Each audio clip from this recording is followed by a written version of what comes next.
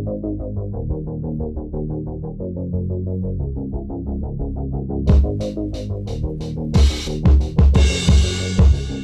guys, thanks for tuning in to Amigo's YouTube channel. This is Cheney180. Today we're going to be taking a look at the S.h. Figuarts Kikoru Shinomiya from Kaiju number 8. This one I've definitely been anticipating. I have read ahead in the book and I've watched the anime, so seeing as how when Kaiju 8 came out I hadn't done either of those things, I've caught up considerably. This character is awesome, and the fact that they put her in figure form is even better. But let's go ahead and take a look at some things here. We'll get to the axe. But as you can see here, we've got, the very stylized hair there. But the paint applications came out very nice on the eyes there. As you can see, we've got the logo work here on the shoulder pad, which looks very nice. Nice sculpt throughout the armor there, and the gloves, the lining on there. More logos here. Nice lining along the spine there. You've got the little plugs for the pouches along here that I haven't put on yet. If I had one nitpick about these Kaiju 8 figures, it would definitely be those pouches. Sometimes they stay on, but most of the time they pop right off. But as you can see here, there's not much paint on the feet because of the plastic color. But other than that, I think it came out really nice. Came out really good.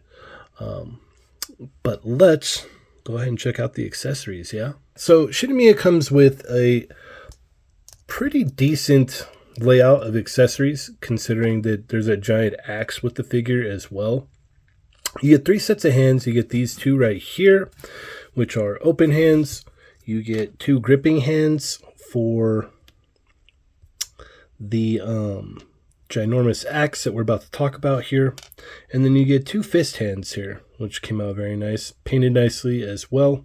The pegs are super tiny on there, so be careful if you have not picked this up already. And then you get the pouches that plug in to here and here. Got 1 set here, another set there. And then you get the gun in the holster for right here that plugs in over here. And then we also get 5 faceplates, 4 for the figure and 1 for Kaiju 8, which is cool. So I've got the kind of grinning one on right now. Then there is the more stoic, kind of serious face. Then we have the angry one right here, which looks nice. And then we have the screaming one, which came out very nice as well. And then last but not least, we have the Kaiju number 8 head sculpt here, where his eye is starting to show. So that is cool. But let's talk about this wonderfully massive axe here that is painted very nicely. As you can see, it's got a decent kind of point to it there. Not too bad. Very pointy along here, though, along these edges. It seems to be all one piece, which is nice, and is painted very nicely. You've got the number on there.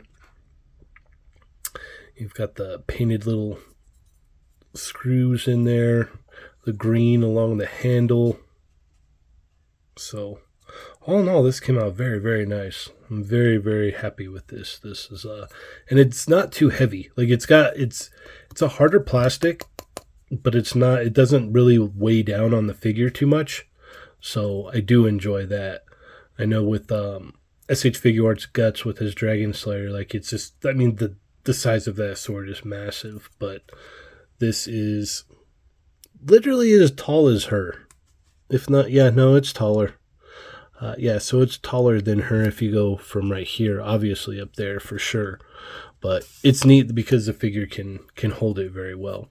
But let's go ahead and get into articulation. Oh my goodness, I almost forgot. We have windswept hair. There's a windswept hair piece, so you can replace that. All right, so this figure is probably more articulated than the other figures that have, like the other human figures that have come out. She could definitely move. So right here we've got a barbell into a lower neck joint there, which allows forward, up about that far, so where's that clashing at? That's the hair there. Not too bad though. Side to side, no issue, all the way around for sure. Arms go up basically as high as you want them to, because this is a nice soft plastic that just gets right up out of the way. So that's not bad. And then we've got a hinge and a swivel here for her hair. So you can move that however you see fit, you know, for action poses and whatnot. So in here there is a ball joint, and that works also as the butterfly joint, as you can see here, hopefully. So that is good. We've got a bicep swivel in there, double hinge elbow, comes all the way up, no issues there. We've got a swivel and a hinge there at the wrist, and let me show you that, how tiny that pig is. So like I said before, just be weary about that. Kind of scares me. Doesn't mean it's going to break, but it's just really, really tiny. So we've got a ball joint up here that plugs into there. As you can see, there's a little hinge in there. And then down here, we've got a ball joint as well. So you can actually kind of push the crunch forward. And it's funny because this doesn't look like it's all that much, but it's a lot more than Mina and Reno. So there is that. But together, these two can move pretty well. And I popped it off again. The legs here on the hips, they go out about that far. The legs go forward about that far. Go back about that far. You got a thigh swivel right there. Double hinge knee. And as you can see, you can get that thing up pretty far. No boot cut, unfortunately. You do have a swivel there at the ankle and a hinge.